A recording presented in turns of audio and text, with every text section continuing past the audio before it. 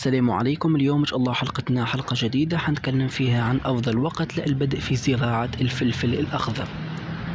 فطبعا قبل ما تعرف الموعد المناسب للبدء في زراعة الفلفل أتمنى تعملوا اشتراك القناة ولايك إذا عجبكم الفيديو وتشاهدوا معنا الحلقة للنهاية. طبعا بيجيني أسئلة كثيرا خلال الأيام هذه عن أفضل وقت للبدء في زراعة الفلفل، هل نقوم بزراعته خلال الأيام هذه أو نستنى الأشهر الجاية؟ إن شاء الله حنجاوب على الأسئلة هذه خلال هذه الحلقة.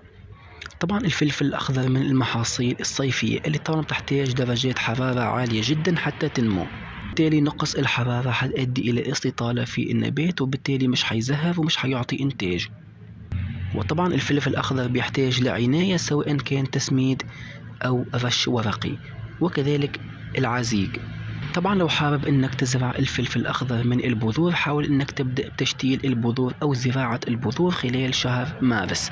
طبعا حاول انك تزرع البذور في شهر مارس حتكون ممتازة جدا. طبعا حاول انك تختار صنف الفلفل وتقوم بتشتيل البذور ابتداء من بداية شهر مارس.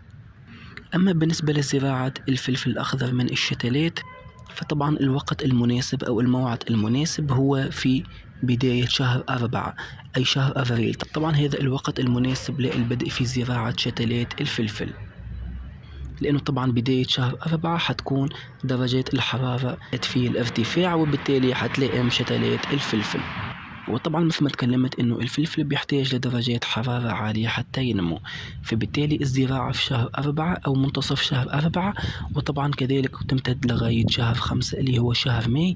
طبعا درجات الحرارة ترتفع وبالتالي حتكون ملائم لزراعة الفلفل الأخضر. طبعا لازم تتجنب زراعة الفلفل خلال الأيام هذه لأنه طبعا مثل ما تلاحظوا درجات الحرارة منخفضة والطقس ما زال بارد وبالتالي مش حيلائم زراعة الفلفل الأخضر. طبعا عكس الطماطم والباذنجان اللي طبعا بتتحمل الصقيع وكذلك بتحتاج لدرجات حرارة عالية جدا، فبالتالي حاول ما تتسرعش وتقوم بزراعة الفلفل خلال شهر فيفري أو خلال الأيام هذه لأنه طبعا حيكون موعد الزراعة سيء وبالتالي الإنتاج كذلك حيكون قليل جدا وممكن طبعا النبات ما ينتجش أصلا.